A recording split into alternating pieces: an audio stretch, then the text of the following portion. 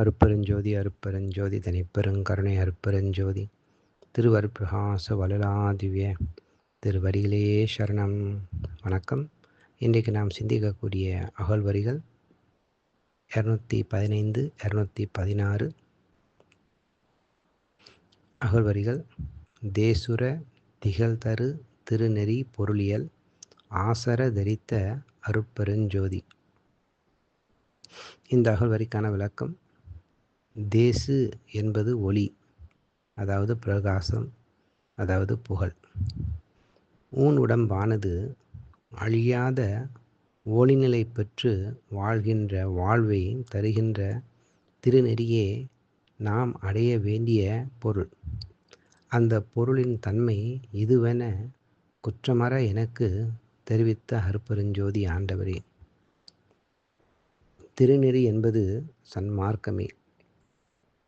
பல பல வழிகளை காட்டி மக்களையெல்லாம் இறப்பு பிறப்பு என்ற பவநெறியிலே அழுத்தி வைத்திருக்கும் சமயங்களும் மதங்களும் மட்டுமே இதுவரை பரவி இருந்தது. அதனால் மக்கள் இறந்து இறந்து இருளையே அடைந்தனர். எந்த நெறி செம்மையான நெறி, எந்த நெறியில் நாம் செல்ல வேண்டும் என்று அறிந்து கொள்ளாத அவல நிலையே அதற்கு காரணம்.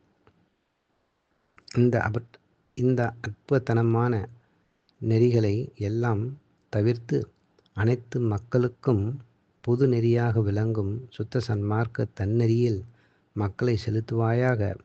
அந்த நெறியில் மட்டுமே மதிமண்டலத்து அமுதம் என்று சொல்லப்படும் புத்தமுதத்தை அருந்தி அவர்கள் இறப்பற்று என்றும் வாழ்வார்கள் என்று இறைவனே வள்ளலாருக்கு ஆணையிட்டான். அவன் ஆணைப்படியே இவற்றையெல்லாம் வள்ளல் பெருமானார் கூறுகின்றார். இதற்கு ஆதாரம் பன்னெறி சமயங்கள் மதங்கள் என்றிடும் ஓர் பவநெறி இதுவரை பரவியது. இதனால் செந்நெறி அருந்திலர். இறந்து இறந்து உலகோர் செறி இருள் அடைந்தனர். ஆதலின் இனி நீ புன்னெறி தவித்து ஒரு புதுநெறி எனும் வான் புத்தமுது அருள்கின்ற சுத்த சன்மார்க்க தன்னெறி செலுத்துக என்ற என் அரசே, தனி நடராஜ என் சத்குரு மணியே. திருநெறியாக சன்மார்க்கத்தில் பொருள் எத்தன்மையது என்றால், தயவில் ஆரம்பித்து மரணமில்லா பெருவாழ்வு பெற்று கடவுள் நிலை அறிந்து அம்மயம் ஆதல் என்பதே. இதற்கு தயவு, ஜீவகாருண்யம், பக்தி, ஒழுக்கம், தவம் அவசியமாகும். நன்றி. அருட்பெருஞ்சோதி அருட்பெருஞ்சோதி தனிப்பெருங்கருணை அருட்பெருஞ்சோதி திருவருட்பிரகாச வளலாதிவ்ய திருவடிகளே சரணம்.